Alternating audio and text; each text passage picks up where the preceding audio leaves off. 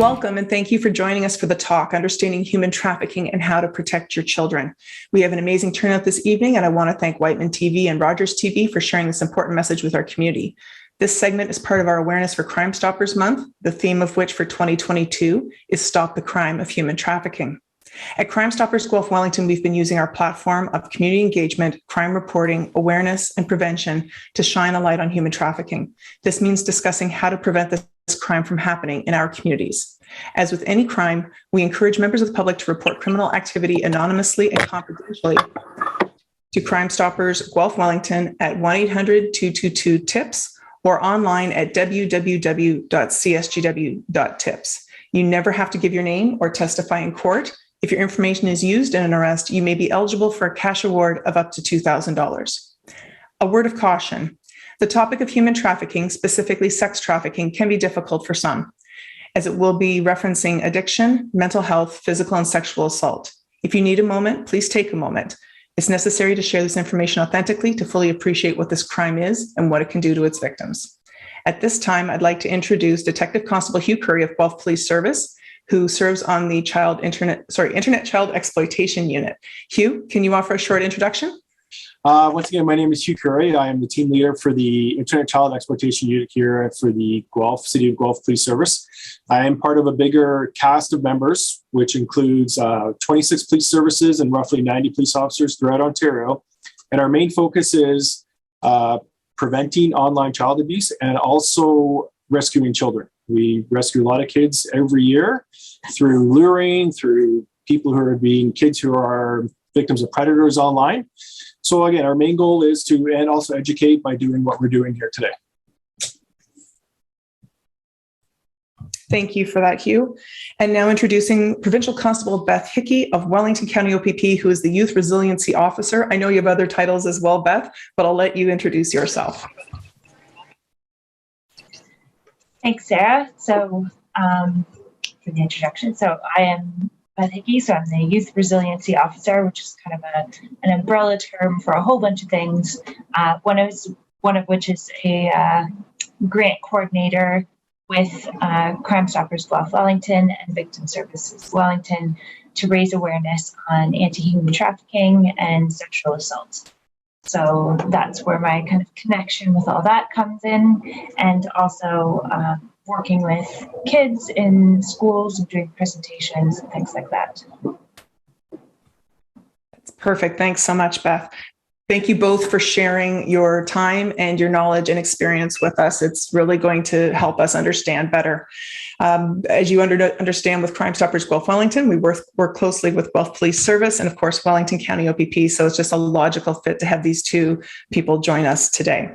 So for this portion, I'm going to ask some questions that have either been presented in previous forums or have been ongoing questions in presentations that we've done the last couple of years, just to kind of get some information out there and start the conversation. We will open up to the Q&A portion afterwards once we're done our recording.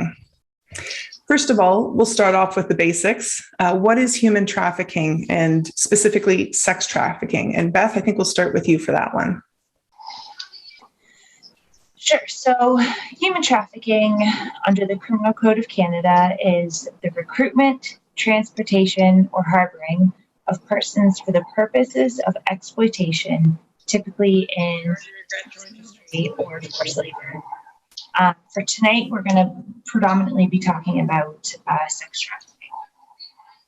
The component, what makes human trafficking is that it involves the use of force and physical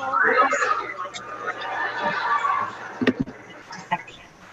I'm sorry, Beth, we still have some people that need to mute their microphones. If you could please do that, it's actually interfering with the recording. So please make sure you are muted.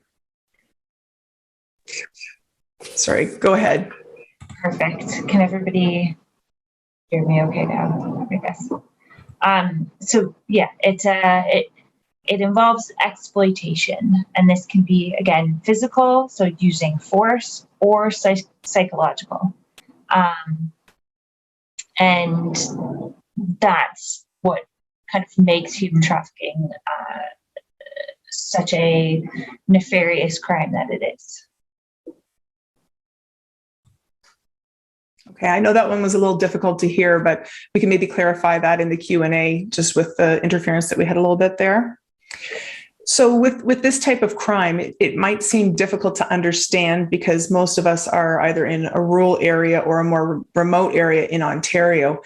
It might feel like it's difficult to understand that people can reach us, especially with all these lockdowns and being remote and less interaction than we have in normal times. So how are these individuals that are responsible for human trafficking connecting with our kids? And maybe I will start with Hugh on that one. Thanks, Sarah. Through social media, with our kids being home on lockdown, with all sorts of avenues for predators, as I'm going to call them, reaching our kids, there's nonstop. Kids take their devices to bed. They take them wherever they go. They have Wi-Fi everywhere. So these people are always in touch with our kids. Once these predators get a hold of our kids, they exploit them for anything from just basic pictures of them in scantily clad outfits to full nudity, full sexual stuff. So the internet, unfortunately, as it was first meant for good, and it's still being used for good, is now reached out. And unfortunately, like everything, it's being used for bad. And the kids don't know, they're not developed enough to understand it to when not to do anything. When they tell their parents that they're on these applications, they're afraid their parents are going to get mad at them. So what ends up happening after a bunch of coercion, they end up sending images and videos that they know they shouldn't be doing it, but they don't understand that they shouldn't be doing it. That's exactly right. And when we say social media, do you want to be more specific about that, Hugh? Social media. So I'm talking about different type of platforms. Kik, Snapchat, Instagram's a big one. TikTok is moving slowly to the top. WhatsApp is another big one. These are Snapchat. all ones that, pardon me? Snapchat. That's they're all the big five pretty much is where it's at and what they're using. And these people know that they can do this to the kids. They know the kids are on them. They know how to approach them.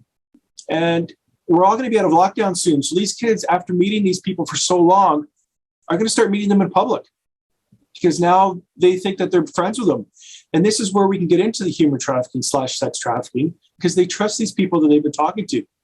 So there is a strong nexus between first chatting online and then coming to the world of personal contact. The timing is so important, as you say. And although you've pointed at more social media platforms, the same could be said for online gaming, correct? Correct. So Roblox, Fortnite, Minecraft. Roblox is a huge one that's come around. They like using Discord, which is it's a social media platform that was first made for gamers to talk back and forth, people on games, but now it's open to anybody. Anybody uses it. Roblox is a big one because all these, there's no age verification in them. So an adult who's 50 can say that they're 10 and talk with our kids. And that's where we have to be cognizant and pay close attention to what our kids are doing. Beth, anything you want to add to that? Yeah, just to kind of add the COVID spin to all that is, with everyone being at home and lockdowns, and it's really affecting mental health of everyone, but specifically it's affecting youth quite a bit. And I think they're reaching out, looking for socialization, looking for acceptance, looking for friends through social media, which is great because that's a great avenue to do that. But at the same time, it's really important that they understand who they're talking to, how they're making these friends, and what's appropriate to be sending online and also receiving online. Right. Have either of you noticed trends during the pandemic? Like, I know you say that there's been increased, engagement because we've all been having screen time so much more frequently. Are there any particular platforms or any particular tactics that you are seeing being used in the past 2 years? So I'm going to say that these people tend to start with a platform that is used by everybody. And then once they understand the child and the child is friends with them, they move into another platform that is way more user-friendly. So I'll say from Snapchat, or from Instagram, which is monitored by Facebook, which is owned by Facebook and monitored. They move to Kik, or even Snapchat that isn't as monitored as the big ones are. And then there, it's easier for the kids to send videos, to send images or whatnot of themselves to these people. Remember, these people that do this have to pretend they're kids. So they can't go to a complex application or platform that our kids won't understand. They're going to go to the platforms that they understand. And they'll even ask them, I've seen it where they ask them, say, hey, what's your favorite? Do you like Instagram? Do you like Kik? Do you like this? And once the child says yes to one of them, the person has it all set up, and then away they go. Beth? Yeah, so we've been dealing a lot with Snapchat and exploitation through Snapchat. We've had issues with a large percentage of male youth who have been exploited through these programs. And it starts out with kind of chatting, and then it turns into I'll send you a video, and usually the video is another exploited youth. So it's not really a youth in the video, it's someone else who's using that image, sending it to the male youth and requesting videos or images back. And that's kind of how it starts. And then once they receive that, it goes from there. So that's the biggest trend we've been seeing.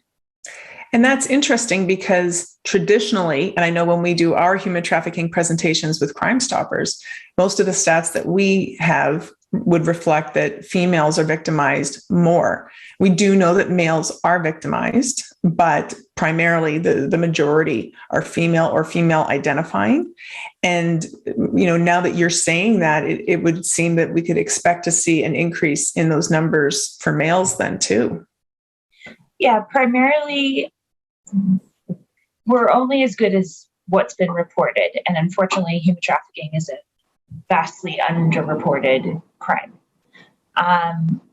So incidents involving males will be microscopic, like the numbers will be practically non-existent.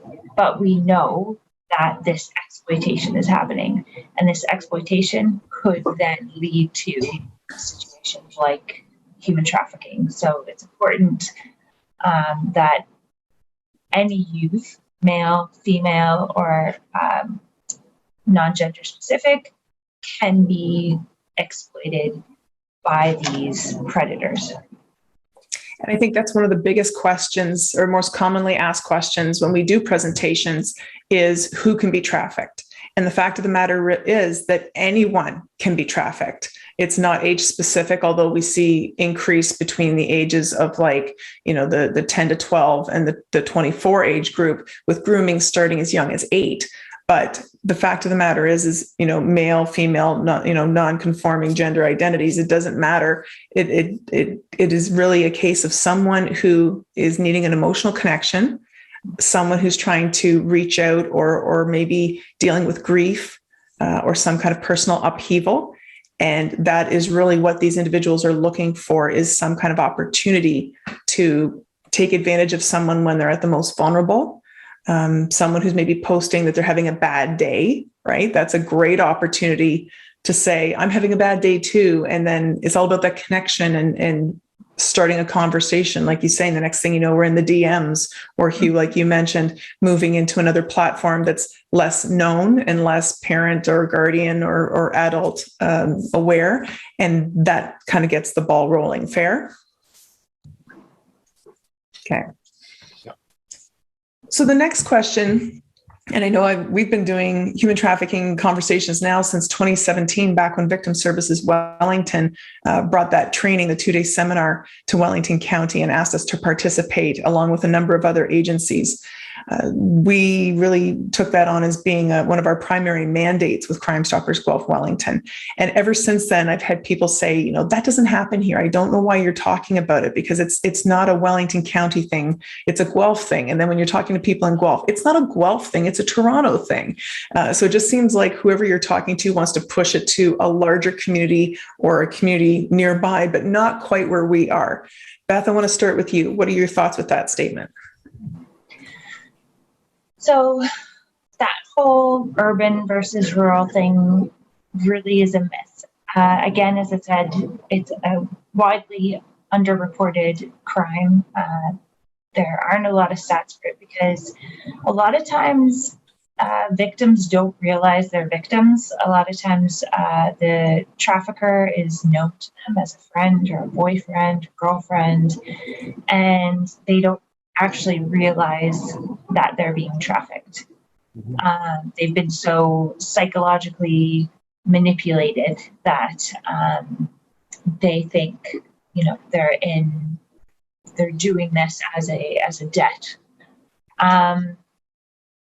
So it's really hard to get the statistics, but the bottom line is traffickers are going to go to where they know there's vulnerable youth. And we know that socially isolated youth from rural areas are vulnerable, right? They're looking for, they're looking for acquaintances. They're looking for something different outside of maybe their rural lives, that white picket fence, something like that. And these traffickers, these predators will promise them that, promise them a new beginning somewhere else. And they exploit these vulnerabilities. So to say that it's just, happening in Toronto, no, the kind of internet has made those boundaries less and less of an issue and really opened it up to anywhere. Thank you for that, Hugh. Anything you'd like to add? 100% correct. There are no boundaries. And for instance, I'm involved in many international investigations where the victims are in the United States and the persons are up here, or the victims are up here and the bad people are down there. So like Beth said, that is gone, and I challenge anybody on it, and I agree 100% with Beth that the internet has opened it up to everywhere. Wherever there's Wi-Fi, there's a chance for our kids to be attacked, for people to just do bad things to them, right? So we have to be cognizant of that. If either you're sitting in Allure and the Tim Hortons in Allure, or you're downtown in Toronto by the Sky Dome and the Tim Hortons down there, the same thing can happen in both places. It doesn't matter. Well said. Thank you both. I know when we do our work with Victim Services Wellington, the executive director, Elizabeth Kent, often says that, even though people think that, it's not happening here, she actually has worked with individuals who've been brought from other communities and brought to, the Guelph Wellington area from Sudbury or London or those areas. So it's not our young people in the Guelph Wellington area being trafficked necessarily in the Guelph Wellington area. The fact is that there could be young people coming into our area being trafficked, and our young people are moving to another area to be trafficked. So just because you're not necessarily aware of it happening in your community, or you don't think, our community is large enough or developed enough to have this problem, the fact of the matter is recruiting is happening everywhere. And we know that there are traffickers who literally have systems where they can engage with, multiple social media accounts to generate, engagement with people at the same time. So, to be able to reach that and have a never-ending product that you can reach out and scoop them up whenever you want is what we really want to try and prevent today with the education. So thank you both for that. Are you able to share any stories, just, things that you are seeing in the local area? Because we're not talking about necessarily trafficking, but grooming for either of you. Maybe Hugh, that's more down the road, what the work that you're doing, but is there anything that you can share with us, the stuff that you're seeing in the Guelph and surrounding areas specifically with grooming? Sure. So I'm actually involved in a case right now that comes out of the United States with the victims down there, and my person of interest is in Ontario. Talking with the parents of the victim, this has been going on for a year. It took a year, and this person finally started asking the 13-year-old, 12-year-old, 13-year-old female for video and images. And when the parents talked to the girl asking why, well, how come you do it now? How come you didn't do it before? And she said, because he didn't ask for them earlier. He played his way to that he could gain confidence, gain trust, gain that this girl trusted him and believed that he wasn't going to share them anywhere. He wasn't going to use them for anything. And then by the time he's ready to ask the questions or demand, I guess, for these images, she was willing to. She didn't think twice about it. And these people do have playbooks. They have playbooks on everybody. I've seen the playbooks. I've done search warrants on these people, and they have playbooks on all the kids they talk to online, what they like, what they're good at, what school they go to, where they live, what their parents are, if they have cats or dogs, if they come from a broken house, that sort of stuff. They have these playbooks, and it's incredible the detail that they put into these playbooks on these kids, because their end goal is to get pictures. And I've done a couple ones where I've said I'll meet the people there, and they're expecting a young girl there, and it's me. So it's a bit of a shocker, but that's what they do. This is their job, essentially. That must be quite a surprise. I would actually love to see how that turns out when they are expecting, a 13-year-old and you come around the corner. That would be interesting. Beth, do you have any shares that you can give us this evening?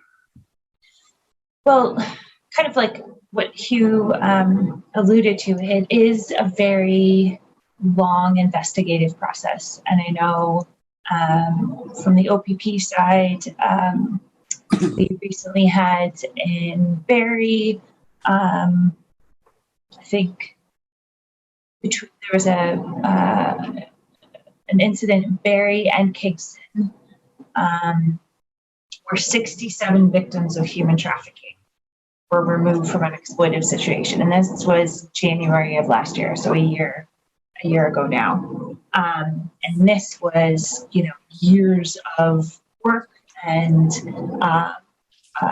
working with other police agencies. And it's a huge investigative process, really. And it does take a lot of time to do. So, for something like that to happen in Ontario and people to be charged with human trafficking offenses, it's a huge. Thanks for that, Beth. I know one of the things that parents have asked us when we've done presentations together for the HT and WC initiative is, how do I know if my child's being groomed? And I know I had a very strong response to my response to that was assume that your child is already being groomed. And most people were quite taken aback by that. But the fact of the matter is, our young people, as you've both mentioned, are online regularly. And for most parts, they have very low privacy settings, or they're very open to having a high number of followers, because that's important to young people, is to have that follower count, the comments, the likes, the shares. And when I said that, I know some people were thinking that was maybe sensational. But the fact of the matter is, our young people are already being engaged online through the various platforms that we've talked about this evening. And when I do presentations in schools, and I'll do this little game with them, and I'll say, how many of you have, I usually pick on Instagram, how many of you have Instagram? And they all put their hands up, those that have the accounts. And I'll say, put your hand down when I pass the number of followers you have, and I go by hundreds. And usually I'll stop when we get to 600 or 700 followers. And I'll say, if you have not met these people in person, they're either bots, or basically these are predators. These are individuals who are looking to contact you for not good reasons. And you can see their eyes rolling. I actually did a presentation yesterday morning where this was the conversation, and the students in the classroom were thinking I was being dramatic. And, this really was, they were almost laughing. I said, okay, so all of you that said that you had accounts, how many of you, put your hands back up, how many of you have received an inappropriate message? So, a photo that you did not ask for, or have been asked to provide a photo to someone through your direct messages, your DMs, and all their hands go back up. So that is actually the beginning stages of grooming. And exactly what you said, Hugh, and I'm going to turn this over to you in a moment. when our kids don't understand what the signs are for the stages of grooming, right? We need to be concerned because it can escalate so quickly. And like you say, some of these people will invest weeks, months, years into grooming a young person. But sometimes our kids don't know enough to hold them off that long, and it can go quite quickly. Hugh, with everything I've just said there, any thoughts or feelings with that little survey I did? The best thing I could offer, and as parents now, we're living in a tough part of society now. It's changed. We can't raise our kids like our parents raised us. We have to raise our kids a lot differently. And the theme of this is the talk. You need to have the talk with them. I know it's difficult. I have 2 kids of my own. I know it's difficult, but it has to be done. You have to let your kids know if it's too good to be true, it is. Sit there with them, see what they're doing. Don't be scared. They may not like it at first, but it'll grow onto them, and just keep knowing what they're doing. See if there's signs that happen that as parents we don't see because we see our kids every day. But if they're starting to get withdrawn, if they were good at school and they're not doing good in school anymore, if they don't want to go to play and all they want to do is stay on their tablets or their devices. If you walk into your child's room and all of a sudden they're crying and they've just been on their tablet, it's a good telltale sign that it's time to step in and be a parent. I know it's easy to give our kids our devices and say, okay, go over there and play or do whatever, go talk with your friends. But, if a 12-year-old, I'm going to say female, has 700 friends on Instagram, there is an issue because there's no way that they have 700 friends. And if they don't know the people in real life, then they probably shouldn't know them online. That's so well said. And it is so much harder for parents because what you just described could be symptoms of bullying or other issues, for young people as well. But that's really what we're talking about here tonight is determining exactly what course of action to take. So if it is grooming, you've had that conversation, you've connected with your child about it. Beth, anything you want to add? Yeah, just to kind of echo what Hugh said, it's really important just to speak with your kids and know who they're friends with and how they're friends with that person. Do they know them through school? Is it a sporting club or something like that? Have they met the person in real life? Or is it someone that they've met through a gaming app? And, what kind of, obviously you want to have a little bit of privacy with their conversations and things like that. But, talk about what a dick pic is. What's a dick pic? Should I be receiving one? Should I be sending one if I'm a male? Those kind of things are the conversations that you absolutely need to have. And unfortunately, if you're kind of giggling or just completely appalled by what I'm saying right now, speak to your kids because it's most likely they have received a photo or a request for a photo like that already. And talking, 9-10 years old. So it's happening.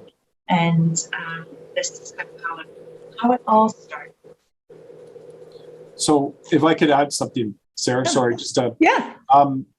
So talking with our high school resource officers, that first base, second base, third base thing has changed because of the use of social media.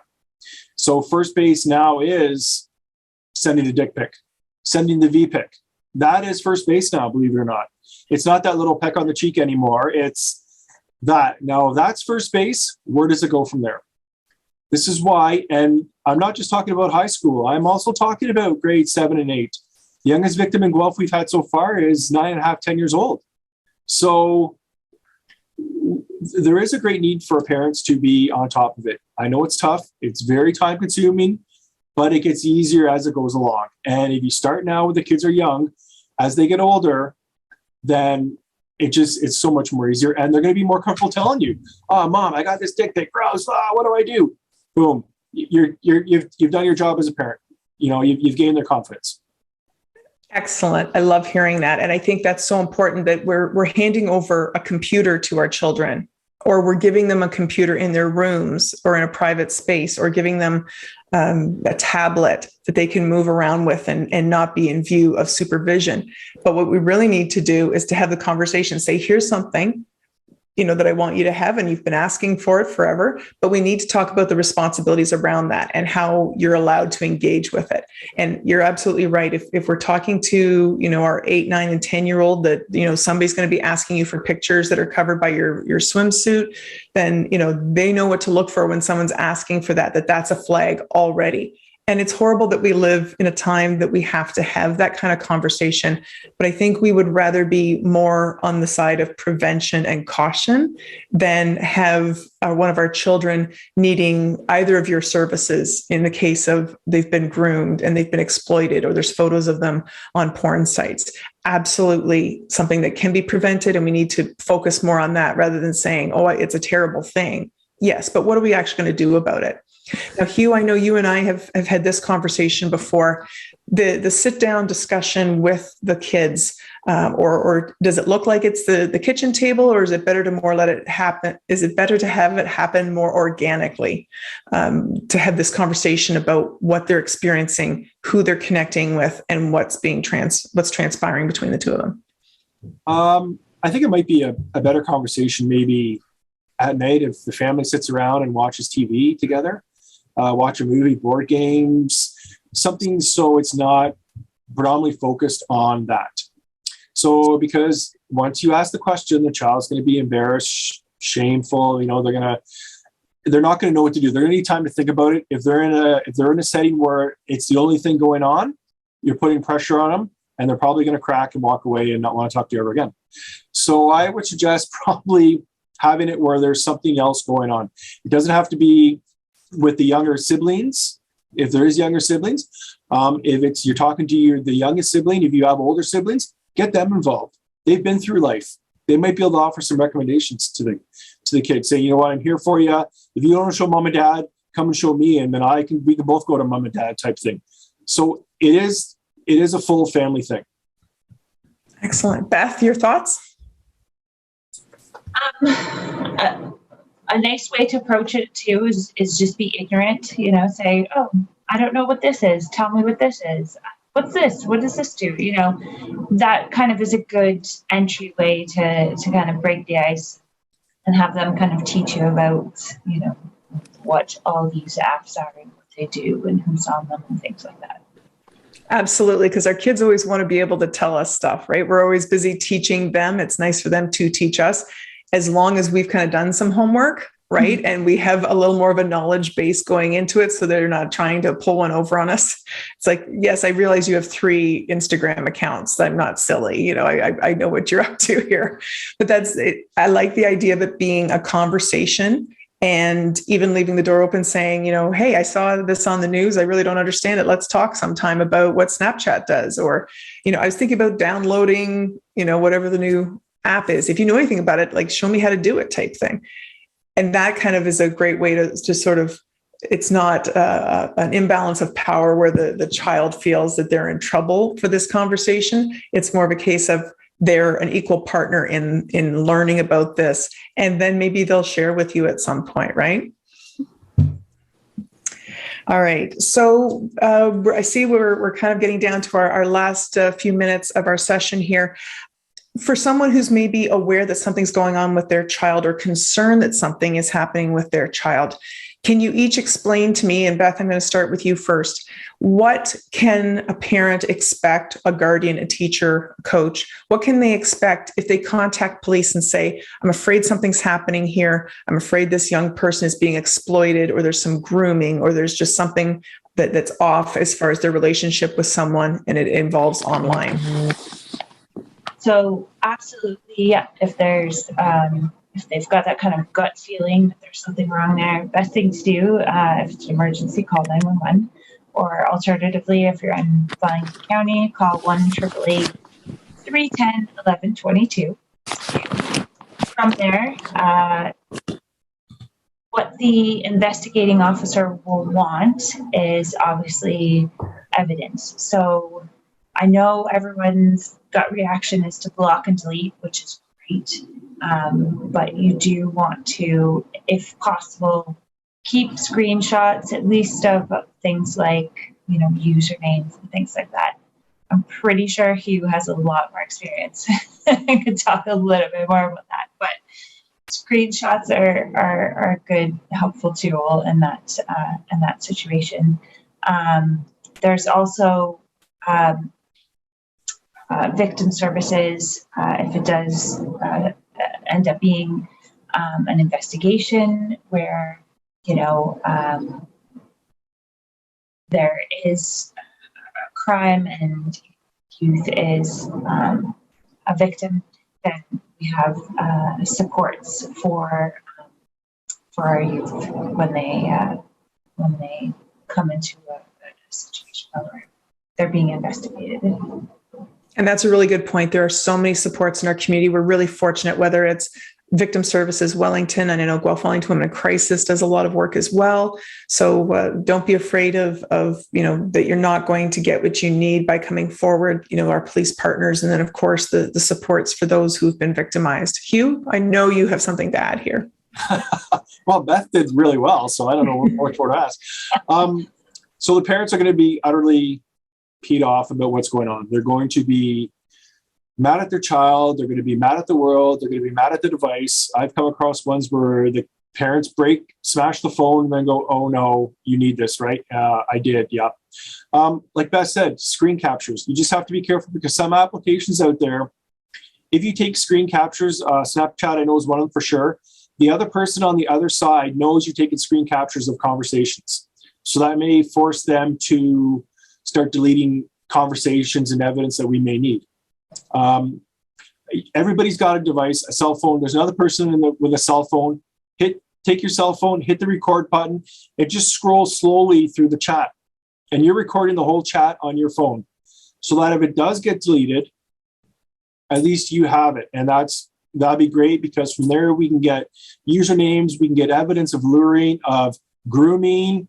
Maybe they want to meet them. They've said they want to meet them. So we got a couple of criminal offenses there that we can investigate and we can work on. Put the phone down and walk away. I know it's hard, especially I know some parents, and the officer will probably ask for your child's device. This is where it gets iffy for some parents, because they don't want to give that device up because of what's on there with their kids. Their kids are shown in videos doing things. Their kids are shown through images and pictures of stuff that is private. And I understand that 100%. And this is what I do for a living. The officers will take the phone, seize them, and bring them to the investigating officers who are trained in dealing with this sort of stuff. We will not send you a picture. I've asked, well, do you send my picture out through Facebook to see if anybody recognizes my daughter on Facebook or these? And no, we don't do that. That's not what we do. They stay locked up. In Guelph, I can speak that all these investigations come across my unit. The phones are locked up. We have our own separate computers, which are 100% secured, and nobody can get access to them whatsoever except the investigating officers.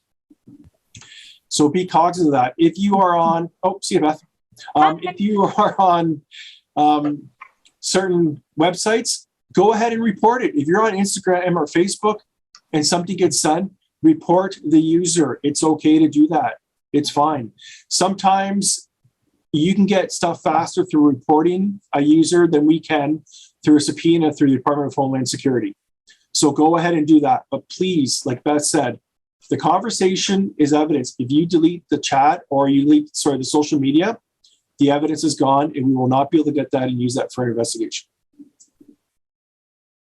So important, because I think most of us can be in that position and think, I would want something to be done, and I want to be able to have the information or the device available for our police to do that job. So that's excellent advice. Thank you so much for that. Something that just jumping back to our previous topic of what to do or that monitoring of our kids, I think it's a good thing to have a regular screen check as well. And that's something I know with Crime Stoppers, we've advocated for screen checks on a regular basis. And if you make it that it's a regular thing, it's not a big deal anymore. It's part of the expectation of them having a device, is that you will be checking in on it and you want to see all the accounts and you hold the passwords for things. Now that gets harder as they get older, of course. But again, if you've started with those best practices of how to keep them safe when they're younger, it's something that it's easier for them to continue on as they grow and have more experience and more contacts online.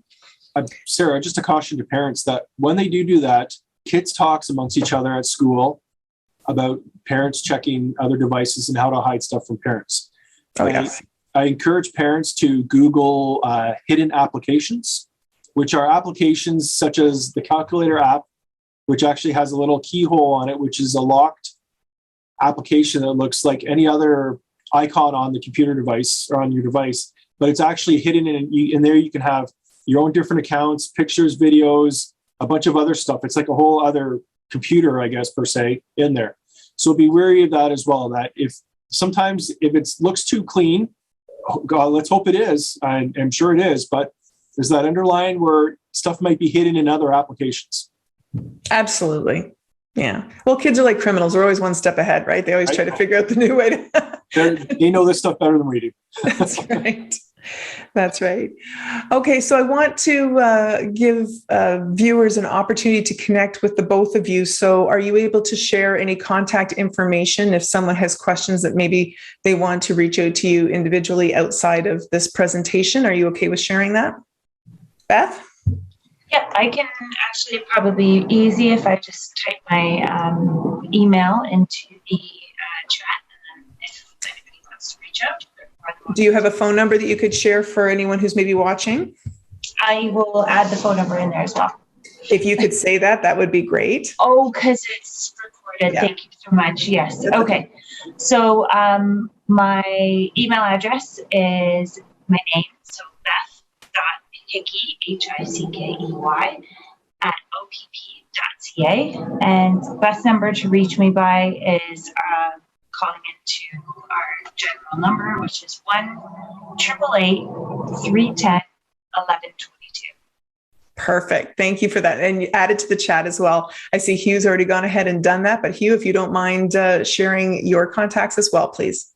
Sure. It's H. Currie, Currie, @guelphpolice.ca. And my desk number is 519-824-1212. Extension 7133. And I understand that probably not everybody lives in Guelph. Doesn't matter if you live outside of Guelph or wherever. I'm sure Beth and I would be able to get you in contact with the appropriate investigator in that area that you can talk to. And that's perfect, because I do know we have some participants today that are outside of the Guelph Wellington area. So thank you very much for clearing that up.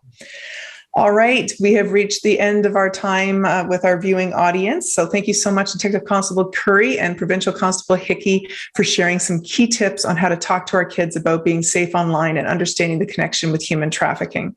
I would be remiss if I did not remind you that Crime Stoppers Guelph Wellington takes tips 24 hours a day, 7 days a week. You are anonymous and your information is confidential. You can call us at 1-800-222-TIPS. Or go to 222-TIPS, or go to a web tip at www.csgw.tips. If your information leads to an arrest, you may qualify for a cash reward of up to $2,000. And remember, your tip could be the missing piece of the puzzle. I will say goodnight to our TV viewers, and we will open the floor for our question and answer session. Good night.